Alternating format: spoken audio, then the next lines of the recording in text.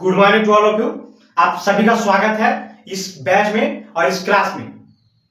आज मैं जो आपके सामने क्वेश्चन लेकर गया हूं, प्रीवियस ईयर का क्वेश्चन है। एसएससी सीपीओ में पूछा गया था क्वेश्चन 2019 में, शिफ्ट नंबर 1। देख रहे हैं क्वेश्चन आप, ये वही सवाल है जिसमें एसएससी में अच्छे अच्छे बच्चे भी फंस जाते हैं। अगर तुमने ये पैटर्न नहीं बांचा तो सही ऑप्शन सामने होगा और फिर भी गलत टिक करके आओगे। 20 सेकंड दीजिए, ये चैप्टर हमेशा के लिए आसान हो जाएगा। इस टाइप का सवाल हमेशा के लिए आसान हो जाएगा। किस टाइप का? तो वेन डायग्राम से क्वेश्चन, लेकिन इस मेथड से बहुत आसानी से आंसर आएगा। एसएससी में बार बार इस कंसेप्ट को घुमाकर पूछता है और बच्चे हर बार नई गलती करके आते हैं। आज इस समझ गए तो इस चैप्टर से कभी डरोगे नहीं।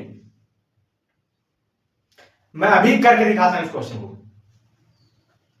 देखिए क्वेश्चन क्या कहता है, in an examination 53% of the candidates failed in science and 48% failed in mathematics.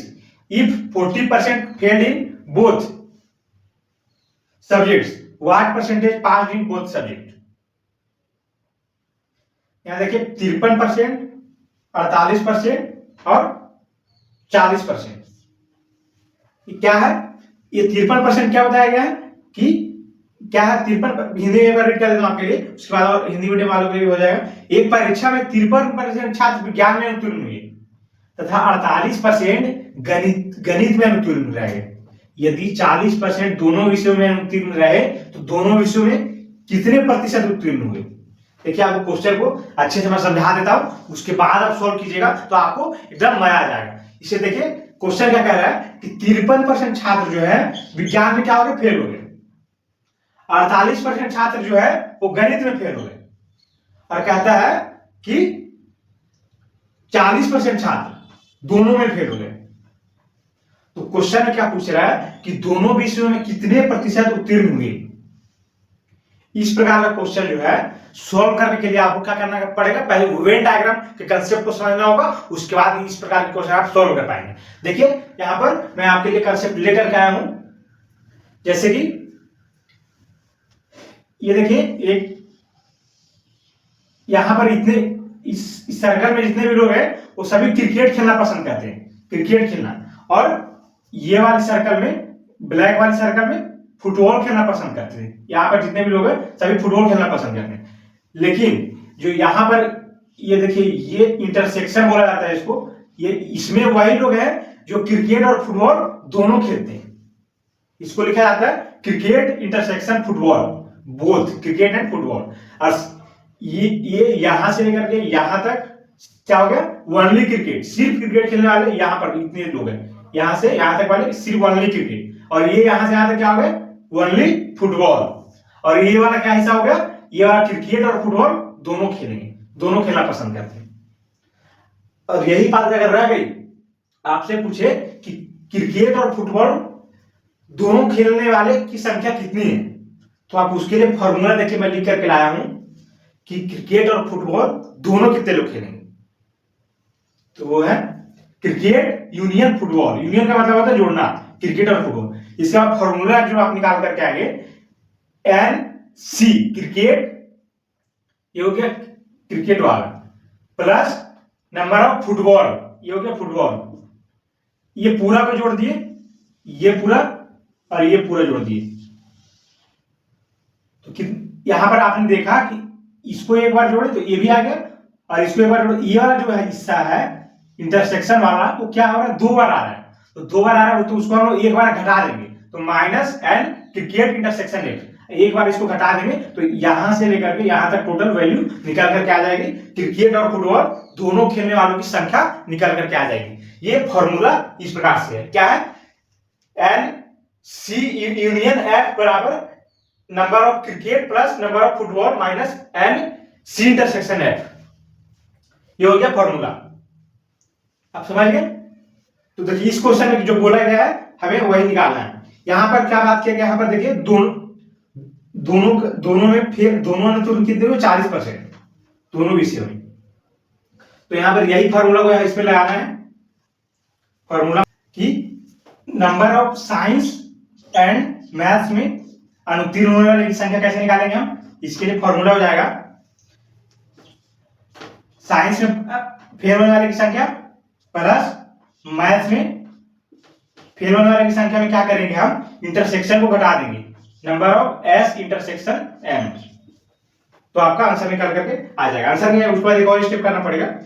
यहाँ पर देखिए साइंस में फेल होने वाले की संख्या कितनी है, साइंस में फेल हुए हैं 53%, मैथ्स में फेल होने वाले की संख्या 48%, दोनों में फेल होने वाले की संख्या 40। अब इसको आप कैलकुलेट कर दीजिए, 53 प्लस 48 कितना हो गया, 101। 101 में अगर आप 40 को घटा देंगे तो आपका आंसर आ जाएगा 61। तो ये 61% क्या निकल करके आया है, जो 61% है वो किसकी वैल्यू है, 61% है दोनों में फेल होने वालों की संख्या। लेकिन क्या आंसर में भी हमें यही पूछा है, लेकिन क्वेश्चन में पूछा गया है कि दोनों विषयों में उत्तीर्ण रहे, तो दोनों विषयों में कितने प्रतिशत उत्तीर्ण हुए, मतलब कि दोनों में कितने परसेंट छात्र जो है पास हुए। हमने यहाँ पर किसकी वैल्यू निकाली है, 61% लोग फेल हो गए दोनों में, लेकिन हमसे क्या पूछा कि दोनों में कितने लोग पास हुए। तो वो कैसे करेंगे, आप क्या कीजिएगा, फेल होने वाले की संख्या कितनी है 61, तो पास होने वाले की संख्या कितनी हो जाएगी 100 माइनस 61 कर दीजिएगा, तो आपका आंसर निकल करके आ जाएगा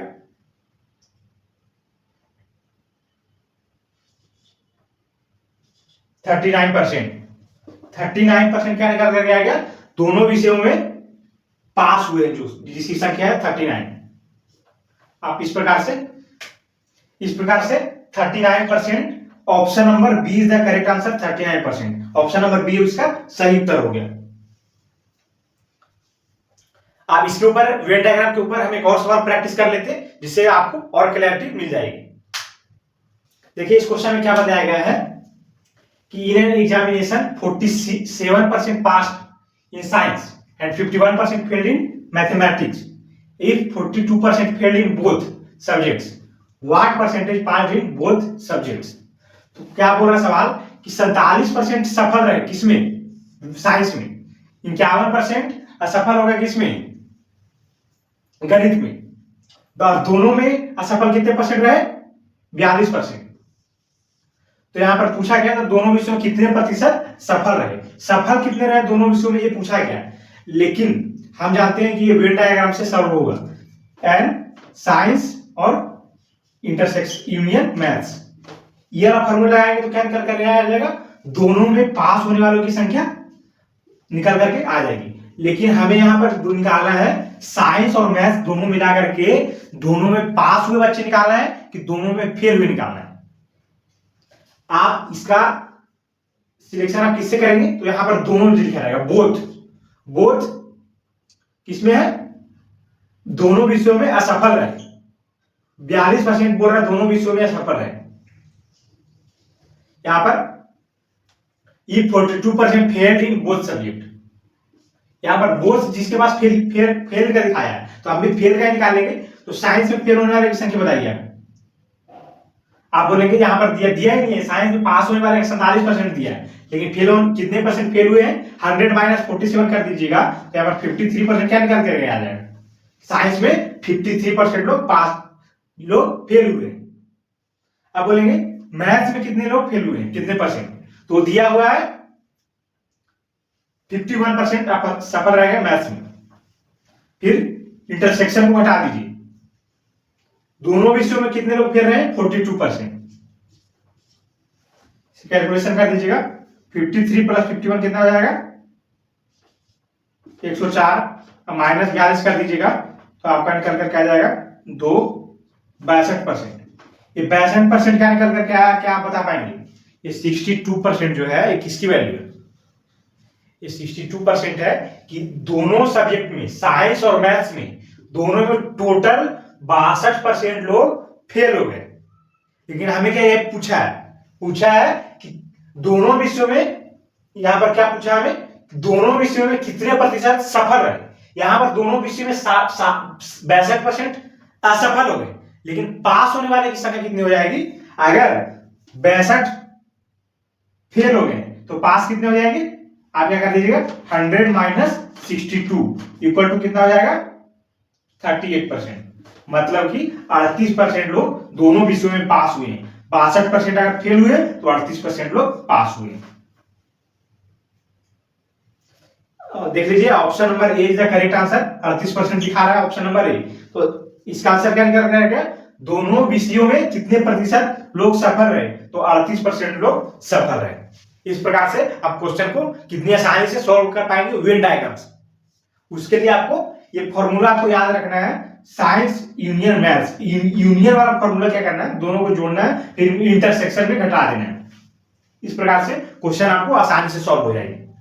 तो इसी तरीके से हम प्रीवियस ईयर क्वेश्चन ट्रिक से सॉल्व करते रहेंगे और नए नए टॉपिक को सीखते रहेंगे। परसेंटेज में हम कुछ ही टॉपिक बचे हुए हैं, जिसके बाद परसेंटेज हमारा चैप्टर कंप्लीट हो जाएगा। उसके बाद नए चैप्टर की ओर बढ़ेंगे। तो अभी परसेंटेज में नेक्स्ट टॉपिक जो है हम नेक्स्ट क्लास में समझेंगे और सीखेंगे और अच्छी तरीके से उसका प्रैक्टिस भी करेंगे। तो आप बने रहिएगा और बिल्कुल वीडियो को लास्ट तक देखते रहिएगा और इसी तरीके से हम मैथ्स को एक दिन पूरी अच्छी तरीके से कमांड कर लेंगे। तो मिलेंगे नेक्स्ट क्लास में नए टॉपिक के साथ। तब तक के लिए धन्यवाद।